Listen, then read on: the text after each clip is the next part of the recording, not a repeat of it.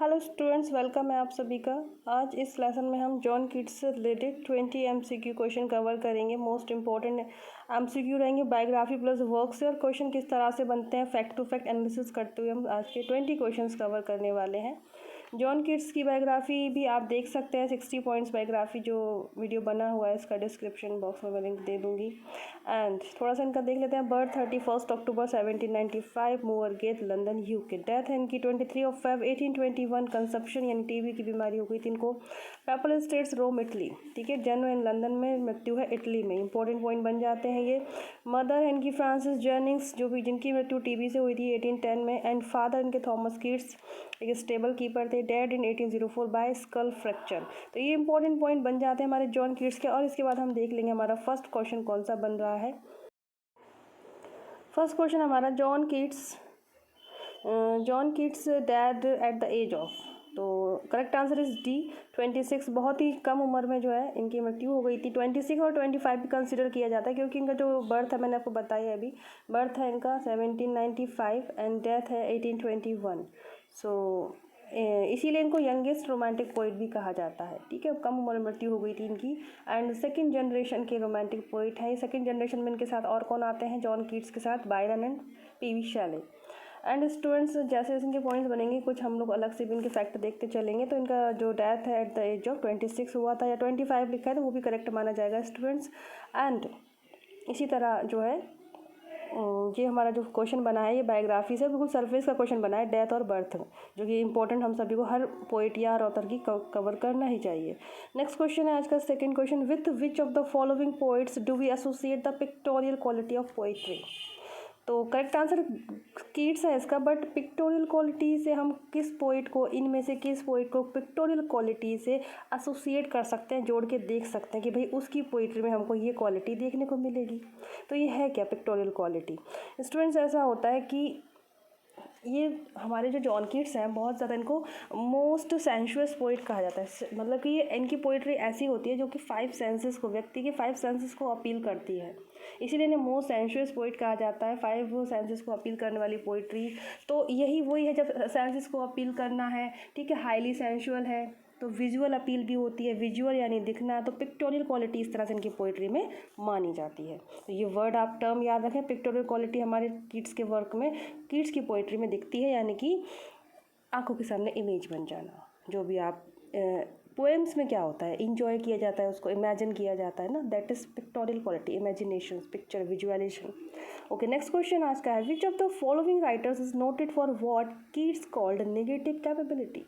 ये बहुत important term है, इसके आगे भी एक क्वेश्चन में मिलेगा, लेकिन है क्या ये, और पूछ क्या रहे हैं यहाँ पे कि इनमें से जो कौन सा राइटर है जो कि देखो कीट्स ने ये टर्म दिया, ठीक है, और कीट्स ने इसको यूज़ भी किया। इस टर्म को मैं बताती हूँ अभी है क्या ये, लेकिन इनके कीट्स के अलावा और कौन से राइटर नोटिस किए गए कि हाँ वो भी नेगेटिव कैपेबिलिटी टर्म को फॉलो करते थे? तो वो इनमें से हमारा करेक्ट आंसर हो जाएगा शेक्सपियर। इस क्वेश्चन को हम थोड़ा डीप से समझ लेंगे। शेक्सपियर इसका करेक्ट आंसर है। पहले तो आपको नेगेटिव कैपेबिलिटी बता देते हैं कि ये टर्म हमारा कीट्स ने दिया है, और इसमें होता क्या है, कैपेबिलिटी है बट नेगेटिव वे में। कैपेबल तो है हमारा जो पोएट है, जो राइटर है, कैपेबल है अच्छे से अच्छा लिटरेचर लिखने में, बट नेगेटिव क्या है? नेगेटिव इन द सेंस है खुद का वजूद को छुपा के रखना एंड किसी अन्य कैरेक्टर के रूप में अपने ही आइडियाज़ को कन्वे कर देना हमारी पब्लिक को, रीडर्स को जो पढ़ते हैं। फिर से समझा देती हूँ मैं क्या कि इस तरह से लिखते हैं कि खुद अपना जो है कैरेक्टर के माध्यम से, जो उनके वर्क के कैरेक्टर होते हैं, जैसे कि कीट्स का एग्जांपल ले लेंगे हम, ओड टू नाइटिंगेल, जो इनकी ओड है, पोयम है कीट्स की, तो उसमें जो नाइटिंगेल है, जो बर्ड्स है ना, उस बर्ड्स के सारे थॉट रखे गए हैं, पर वो हैं किसके थॉट? कीट्स के हैं। तो खुद को तो पीछे रखना, और जो उसमें पर्टिकुलर वर्क में कैरेक्टर है उसके माध्यम से अपनी मौजूदगी का एहसास कराना, अपनी प्रेजेंस दिखाना, ठीक है। ये हो जाता है हमारा नेगेटिव कैपेबिलिटी। कैपेबिलिटी है but in the negative way, कि जो अपने ही वर्क में राइटर खुद ही मौजूद नहीं होता है। इसी तरह शेक्सपियर भी यही टर्म यूज़ करते थे, लेकिन ये नाम बाद में कीट्स ने दिया, ठीक है। लेकिन शेक्सपियर ने ऐसे वर्क लिखे, जैसे कि शेक्सपियर के मैकबेथ देख लेंगे हम लोग, किंग लियर, हेमलेट, कितने सारे वर्क लिखे हैं, लेकिन हम कहीं भी उसमें शेक्सपियर को नहीं पाते हैं। हालांकि लिखे शेक्सपियर ने सारे विचार शेक्सपियर के ही हैं, बट हमको साक्षात वो मैकबेथ और हैमलेट ही फील होता है ना। कैपेबिलिटी है but in the negative sense, अपनी मौजूदगी को नहीं दिखाते हैं, अन्य कैरेक्टर के माध्यम से अपने आइडियाज़ शो करते हैं। तो ये हो जाता है नेगेटिव कैपेबिलिटी। और क्वेश्चन ये पूछ रहे थे कि जिस चीज़ को कीट्स ने कहा है नेगेटिव कैपेबिलिटी, वो अन्य किस राइटर में के वर्क में हमको देखने को मिलती है। तो करेक्ट आंसर हो जाएगा शेक्सपियर। आई थिंक आपको नेगेटिव कैपेबिलिटी अच्छे से समझ में आ गया होगा, ये इंपॉर्टेंट टर्म है और कीट्स के साथ इसका नाम जोड़ा जाता है। Next question is which volume of poetry by Keats contained poem Hyperion. Now ये बहुत इंपॉर्टेंट क्वेश्चन है, इनके वर्क से क्वेश्चन बन गया। हाइपीरियन जो वर्क है हमारे जॉन कीट्स का इंपॉर्टेंट वर्क है ये। पहले इसका आंसर बता दूं कि जैसे इनकी पोइट्री के कलेक्शन आए थे, तो उसमें से कौन से कलेक्शन में, कौन सा पोइट्री कलेक्शन के कौन से वॉल्यूम में आपको ये पोएम देखने को मिलेगी। तो आंसर है 3rd वॉल्यूम ऑफ पोइट्री। ठीक है, हाइपीरियन के बारे में बता दूं, ये एक एपिक पोएम है हाइपीरियन। और इसके बारे में ये जो है ब्लैंक वर्स में लिखी गई है, 19th सेंचुरी की है, 1819 में ये पब्लिश हुई थी। हाइपीरियन 1819 में पब्लिश हुई है, 3rd वॉल्यूम है एंड एपिक पोएम है। ठीक है, और क्या बात है इसके बारे में इम्पोर्टेंट कि ये इनकम्प्लीट वर्क था, इनका कंप्लीट नहीं हुआ था। ओके, नेक्स्ट क्वेश्चन आज का है, here lies one whose name was written water. Who is here spoken of, किसके बारे में ये बात कही जा रही है। तो कीट्स हैं। ठीक है, हम कीट्स के MCQ लगा ही रहे हैं, जॉन कीट्स के, तो इट्स ओके कीट्स हैं। बट इसका समझ तो लें हम कि ये जो लाइन है ना स्टूडेंट्स, ये इनकी ग्रेव पर लिखी है, ये लाइन इनकी कब्र पर लिखी है। ये लाइन जब इनकी मृत्यु हुई थी तो इन्होंने ऐसी इच्छा जाहिर करी थी कीट्स ने मृत्यु से पहले कि जो है मेरे जो ग्रेव है उस पर ना तो डेट लिखी जाए, ना मेरा नेम लिखा जाए, कुछ भी नहीं लिखा जाए, बस ये वाली कोटेशंस लिख दी जाए कि here lies on whose name was written water. यहाँ वो व्यक्ति लेटा है जिसका नाम पानी पे लिखा जाएगा, यानी कि पानी पे क्या लिखा मिट गया। इनका ये मानना था, इनको नहीं पता था कि ना ये इतने फेमस हो जाएंगे, एज अ पोइट याद किए जाएंगे, इसलिए इन्होंने ऐसा कहा था। तो बहुत इंपॉर्टेंट है ये जो लाइन है, कोटेशंस है, इनकी ग्रेव पर लिखी हुई है, here lies one whose name was written water. Next question आज का है, in which of his odes Keats wonder do I wake or sleep. चलिए, तो इसका आंसर हो जाएगा हमारा question answer number C, ode to nightingale. और इसमें ये जो लाइन बोली गई है do I wake or sleep, ये ओड टू नाइटिंगेल की लाइन है। और जो पूछ ही रहे हैं कि किस ओड में है, तो do I wake or sleep odd to Nightingale की है। ओड टू नाइटिंगेल इनका पब्लिश हुआ था 1819 में, वो पब्लिश हुआ था। एंड ये पब्लिश हुआ था annuls of the fine arts करके, जो पब्लिशिंग हाउस था उसमें।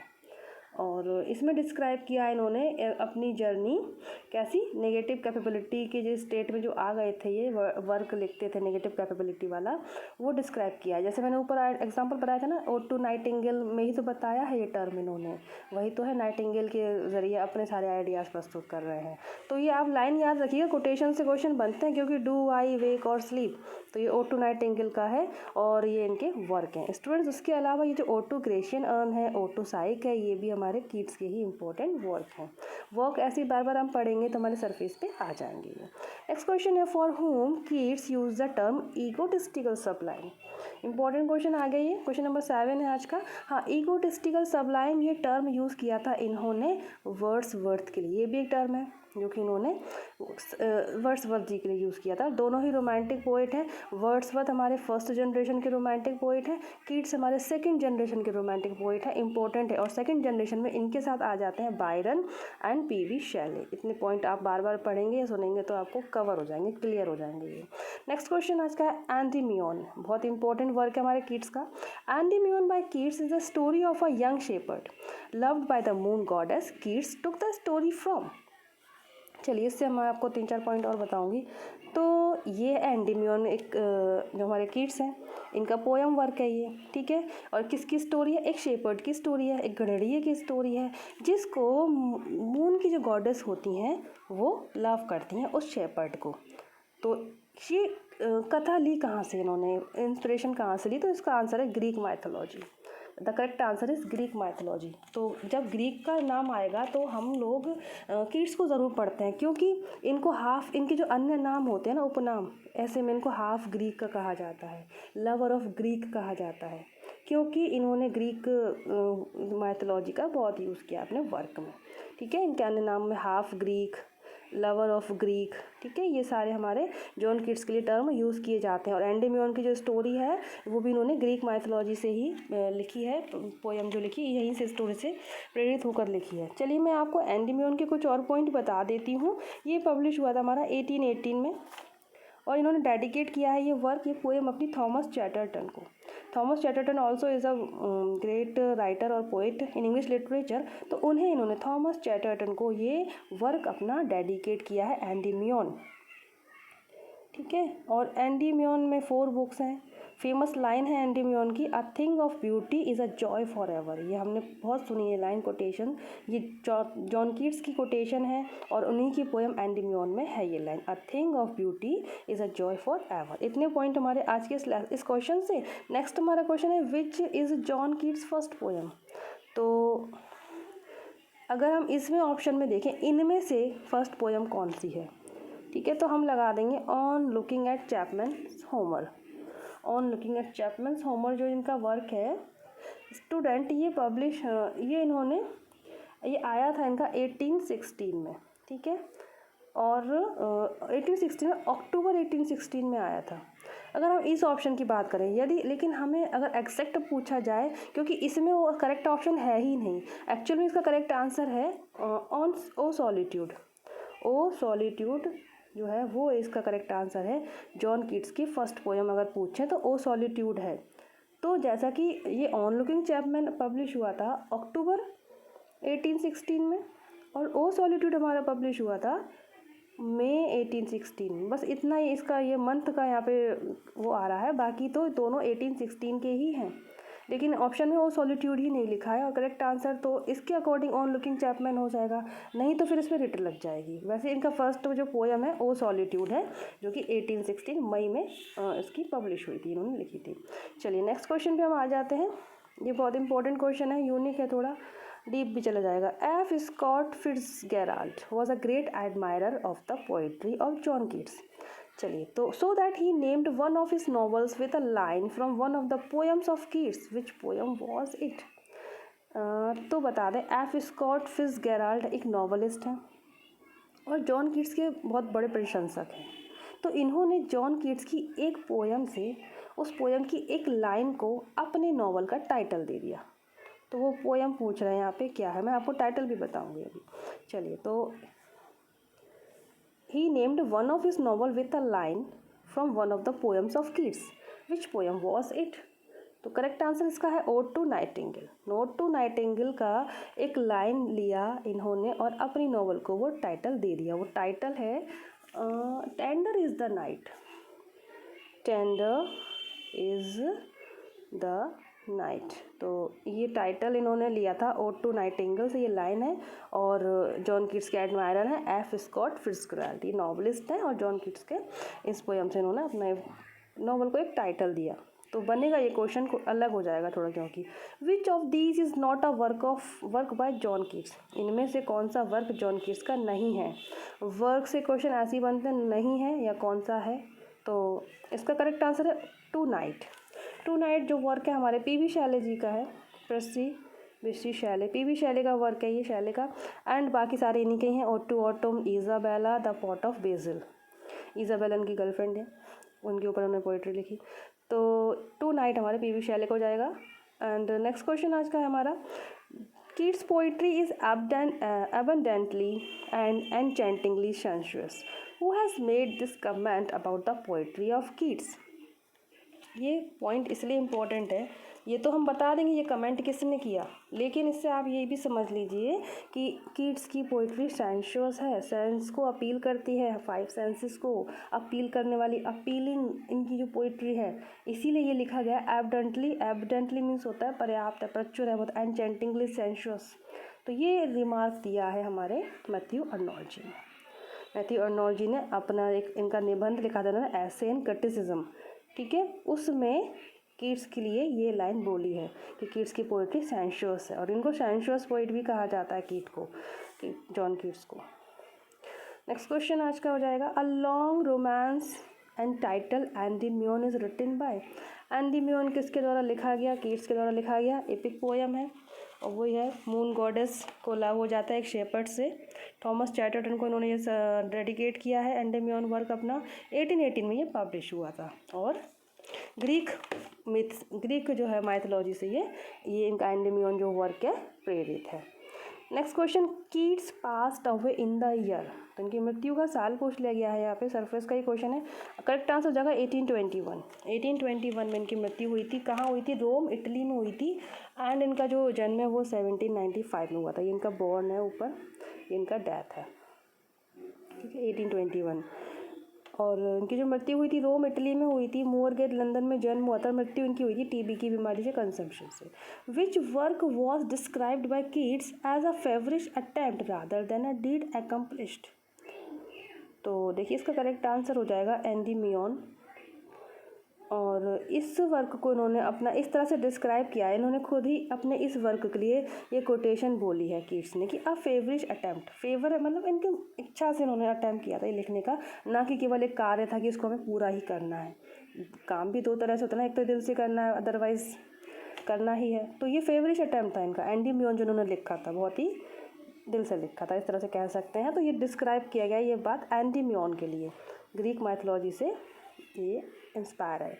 विच poem of Keats has the following lines. Again बहुत फेमस लाइन है ये कीट्स की।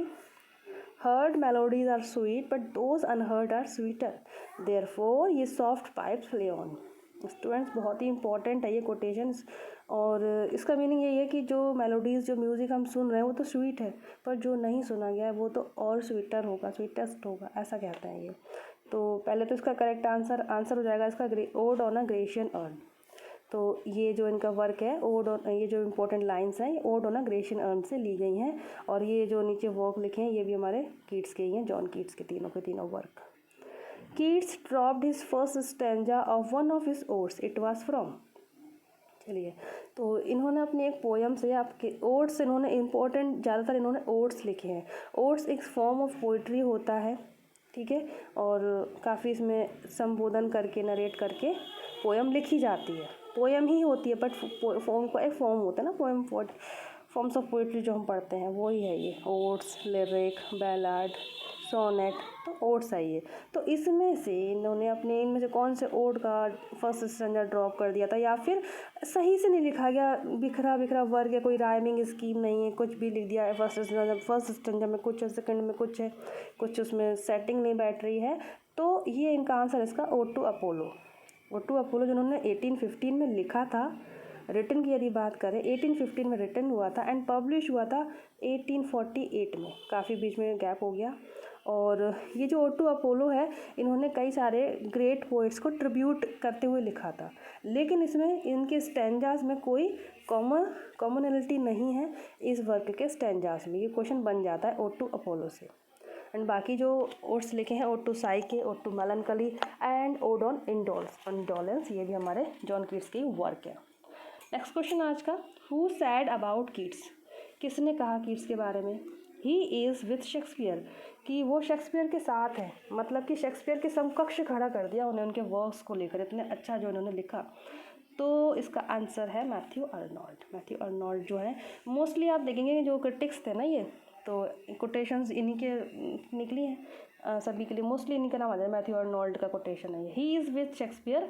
ये कोटेशंस बोली गई है, पहले तो ऐसे भी पूछ सकते हैं किसके लिए बोली गई है, जॉन कीट्स के लिए बोली गई है, और किसने दिया है रिमार्क, ये हमारे मैथ्यू अर्नोल्ड ने। Next question, to me the meanest flower the blow can give thoughts that do often lie too deep for tears. तो ये बोला किसने है? तो जॉन कीट्स पे नहीं जाना है हमको, ऐसे क्वेश्चन भी बन जाते हैं। इसका आंसर है D, none of the above, ठीक है। अब ये जॉन कीट्स के एमसीक्यू चल रहे हैं तो जॉन कीट्स और इसमें नन ऑफ द अबव है। वैसे मैं आपको बता दूं ये कोटेशंस हैं विलियम वर्ड्सवर्थ की, और उनका जो वर्क है odd on intimations of immortality, उस वर्क की इनकी ये लाइन्स हैं, और वो भी ओड ही है तो इससे रिलेट कर सकते हैं, इसलिए यहाँ ये पूछ लिया गया क्वेश्चन। और हम सोचेंगे जॉन कीट्स का है, क्योंकि अगर हमें ये पता है कि ये लाइन्स इनकी ओड ऑन इमोर्टैलिटी की हैं तो ओड हमारे जॉन कीट्स ने लिखे हैं, ऐसे थोड़ा सा हम कंफ्यूज हो सकते हैं। बट इसका करेक्ट आंसर इसमें नन ऑफ द अबव हो जाएगा, बिकॉज ये लाइन्स हमारे विलियम वर्ड्सवर्थ की हैं। Who said my heart aches and a drowsy numbness pains. ये किसने कहा, ये कोटेशन किसकी है?